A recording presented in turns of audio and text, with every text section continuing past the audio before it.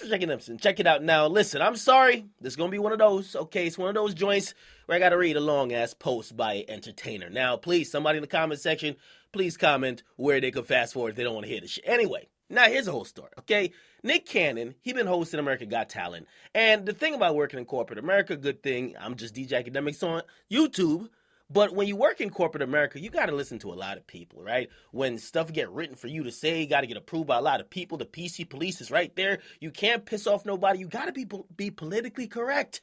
Now, the problem here is that most times comedians are not politically correct when they do comedy. Now, on a scripted show like America's Got Talent, you're politically correct. However, if you do stand-up, you go tour, it's hard to be politically correct and still make people laugh, okay? The social justice warriors will tell you it is possible, but come on, we all human. Sometimes you make a fucked up joke, you know what it is. Now, Nick Cannon, who's been hosting the show, America's Got Talent, for 8 years, he's announcing he's stepping down. Why?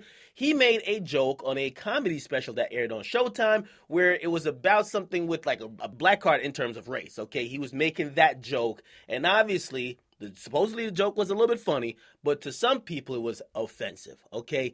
Those people complained to NBC because that's another job he has, and that job looked at him and said, yo, we're getting a lot of heat, so we got to give you a lot of heat. Now, he felt very uncomfortable by this, especially that it was compromising himself as really a talented person, right? Like, what? You're saying because you're getting problems here, I might have to change my stand-up and how I normally do stuff? And again, that's the price you pay. You're getting them checks. If you like getting them checks, you're going to play ball, you're going to be nice, okay? That's why a lot of people say when you go into corporate America, you quote-unquote sell out, because you can't really be real, right?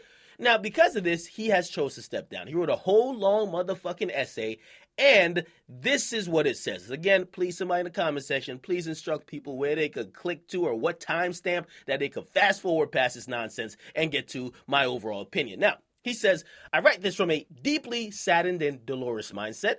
After days of deliberating over some extremely disappointing news that I was being threatened with termination by executives because of a comedy special that was only intended to bring communities closer together, I was to be punished for a joke. This has weighed heavy on my spirit. It was brought to my attention by my team that NBC believed I was in breach of my contract because I had disparaged their brand. In my defense, I would ask, how so? Or is this just another way to silence and control an outspoken voice who often battles the establishment? Recently, many of my mentors have cautioned me that soon the system would come down on me because I was speaking too much truths and being too loud about it. I had no idea that it would all hit so close to home. I find myself in a dark place having to make a decision that I wish I didn't have to, but as a man, an artist, and a voice for my community, I will not be silenced, controlled, or treated like a piece of property. There is no amount of money worth my dignity or integrity. I have loved hosting America's Got Talent for the last 8 seasons. Watching talented, brave, and courageous Americans accomplish their dreams in front of millions has been nothing but a joy, and everyone has been a pleasure to work with, but my soul won't allow me to be in business with corporations that attempt to frown on freedom of speech, censor artists, and question cultural choices. Not to get too detailed, but this isn't the first time executives have attempted to put me in my place for my so-called unruly actions. I will not stand for it. My moral principles will easily walk away from the millions of dollars they hang over my head.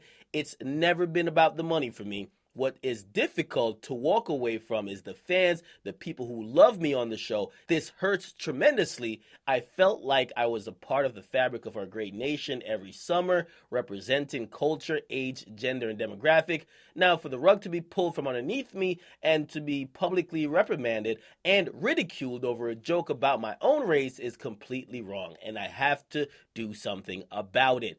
I have fought many battles in my career and have never been afraid to go up against the system.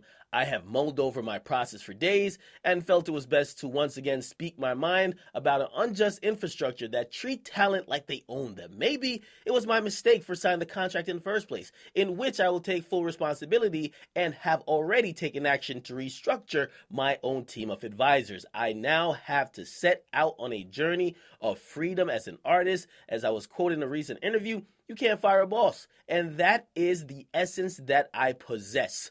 So, I wish AGT and NBC the best in its upcoming season, but I cannot see myself returning. As of lately, I have been questioned if I even want to be a part of an industry who ultimately treat artists in this manner. Most of us don't realize that there are 6 major corporations that control 90% of the media in America, and the amount of minority executives is dismal. With that being the case, true equality in our industry is impossible. There will always be a do as I say mentality that mirrors society's perception of women and minorities, and only a few that'll stand up against it. I proudly stand as one of those few and will gladly take on whatever repercussions that come with it. I love art and entertainment too much to watch it be ruined by controlling corporations and big business. I believe it's our duty as artists to make a difference and create change, even if it's one act at a time. Dr. King said it best: our lives begin to end the day we become silent about the things that matter. I want to salute to Nick Cannon about that. Okay, I'm glad he pointed out one thing and is taking the blame for signing up to do this, right? And essentially complaining later. All these niggas that get on all these TV shows, there's nothing wrong with it. You got to get your money at times. It's not, I don't even believe it's selling out.